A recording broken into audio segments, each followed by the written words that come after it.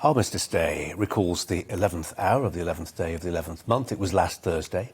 Armistice marked the end of the first of two global conflicts, what military historians call total war. In other words, a type of war which involves every aspect of a state being bent towards the destruction of an enemy. It's very different from what we're seeing right now, as we just saw in Poland, where migrants are being encouraged westwards.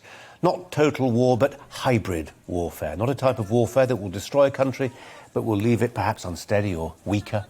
Not all-out conflict, but the sort of psychological operation that sees women and children turned into ammunition in a propaganda war. Well, it's not just on the Polish border that migrants are being used to wear down a rival state. It increasingly feels like the French are waving migrants through without any meaningful attempt at stopping their progress to Britain.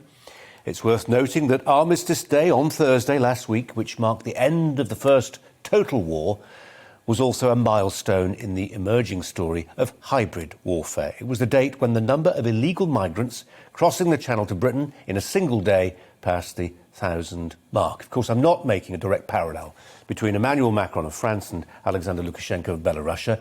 Macron has not encouraged migrants into his country solely to use them against a hostile neighbour. But it does increasingly look like he's relaxed about making life for Britain difficult when it comes to migrants. He's certainly doing very little to help. Punishment for Brexit? Well, who knows? But there's a question that is begged by that phrase we keep hearing, weaponising migrants, and it's this. If the movement of migrants is such an unequivocal gift to Britain, why do our enemies see it as something to be inflicted upon us? Let me put the question another way. When you look at this man, Alexander Grigorievich Lukashenko, what do you see? Do you see a man who is moved by the sight of suffering, or do you see a ruthless, unsentimental manipulator? What he's done in recent weeks is repugnant, but it doesn't alter the fact that when it comes to understanding the realities of illegal migration, I have a feeling that Lukashenko has a better idea than the people in Britain who insist we are cruel to bar the way of anyone who wants to come here, whether we want them to or not. People like the Loose Women panellist, Linda Robson, who this summer said she would welcome migrants into her home just as soon as her children move out. Everywhere you go in Islington, she said, there are signs saying migrants welcome, and that's what I'd like to say. Well, when it comes to judging whether illegal migration is good or bad for a country, who are you more likely to trust? The inhabitants of the La La Land, which is the Jeremy Corbyn stronghold of Islington, or a man who clings to power by any means necessary? Who's got the clearer-eyed vision of how life really is, of whether illegal migration helps or hinders a nation? An actress who once starred in Birds of a Feather, or a man who the UN says presides over a programme of state torture? I hate to say it, but the Lukashenkos of this world know how this world works. Not the world of Islington lovies, but the world that the vast majority of people actually live in.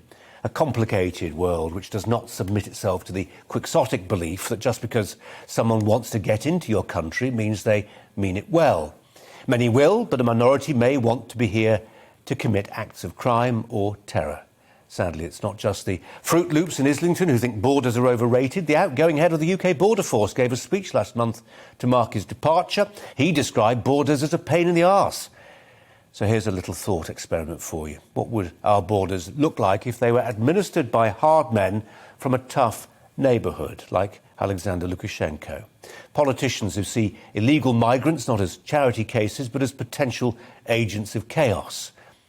Well, for one thing, I don't think he'd have a lot of time for a Border Force boss who sounded defeatist about our frontiers. Nor do I think he'd have a lot of time for the president of a neighbouring state who thinks it's OK to allow 24,000 illegal migrants to disembark from his beaches bound for Britain this year alone. That's tonight's Brazier Angle.